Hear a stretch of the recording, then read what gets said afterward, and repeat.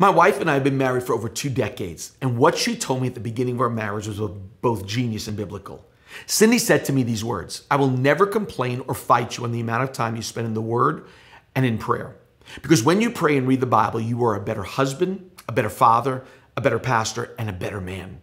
Cindy's right, because John reminds us of this in his letter. Welcome to the 260 journey and the start of the book of 1 John. Cindy in 1 John 1:7 were giving us the prerequisite for great relationships. Listen to the writer. This is verse 7. But if we keep living in the pure light that surrounds him, we share unbroken fellowship with one another, and the blood of Jesus, his son, continually cleanses us from all of our sin. Fellowship with one another. The word fellowship is a strong relationship word in the Bible. UK pastor and writer John R.W. Stott writes in his book, The Living Church, the 3 components of true fellowship. He said the word itself means to share, to be in partnership with, and then Stott builds it out to 3 areas of true Christian fellowship. He says what you see in it is our common inheritance, our common service, and our mutual responsibility. That real fellowship is walking in agreement in the same direction. Where does this fellowship start? This is important. My fellowship with people is contingent on my walk in fellowship with God. In order for there to be fellowship, there must be light and blood, according to 1 John 1:7. See, the light keeps everything open and accountable. The blood keeps everything forgivable if there is a sin encounter in my life. When Cindy was urging me to my knees and the Bible, she was protecting our fellowship as husband and wife. There is no healthy, thriving relationship without light and blood from this verse.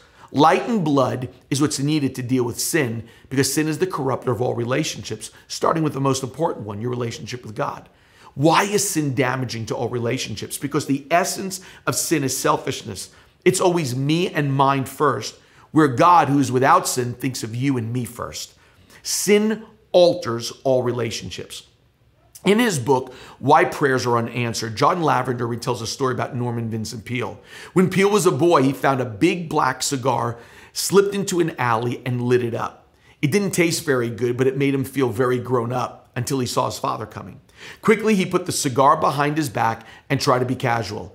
Desperate to divert his father's attention, Norman pointed to a billboard advertising the circus in town. "Can I go, Dad? Please, let's go to the circus when it comes to town." His father's reply taught Norman a lesson he never forgot. Listen to these words. He said, "Son," he said it quietly but firmly, "never make a petition while at the same time trying to hide a smoldering disobedience." Light exposes sin, blood forgives sin. See, my walk with Jesus has direct bearing on my fellowship with not only my family, but with all people. If I'm walking in the light, then I have fellowship with people, says John. What does it mean to walk in the light? It's to live a life that is scrutinized by the Spirit. It's open and honest to those around you. When there is no darkness, that means nothing is hidden. When I'm doing marital counseling and seeing that there is a great divide in the relationship between a husband and a wife, my first question to them is this: tell me about your devotional life. Well, the couple is wanting to fix a toilet seat not put down, socks not picked up, and meals not on time.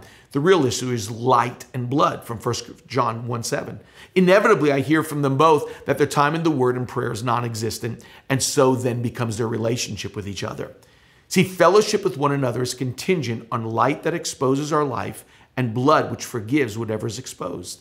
And when there's neither in our life, then there is neither healthy relationships in our life. There is no shared life, and there's no walking in agreement.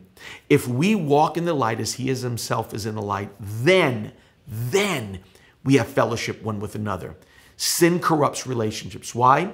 Because the essence of sin is selfishness, and relationships can't survive under selfishness. What God does in prayer and the Word is he gives us a common inheritance, a common service, and a mutual responsibility. A.W. Tozer brilliantly tells us on how and why our relationship with God is imperative to healthy relationships. In his book, The Pursuit of God, Tozer explains it like this: has it ever occurred to you that 100 pianos all tuned to the same fork are automatically tuned to each other?